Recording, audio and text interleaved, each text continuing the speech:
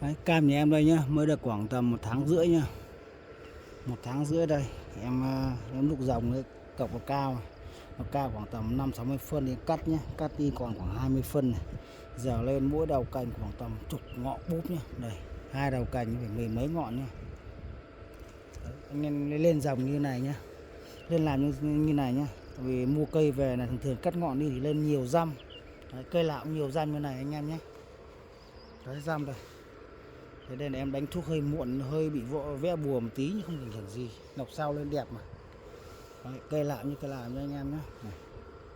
Đấy, cây anh em vườn này, 1000 cây nhá. Cây lạo lên răm như thế nhá. Đấy, ví dụ đấy anh em nhé, ví dụ cây này nhá, nọc dài như thế này nhá, nọc dài 50-60 phân anh em cắt đi để 20 phân thôi.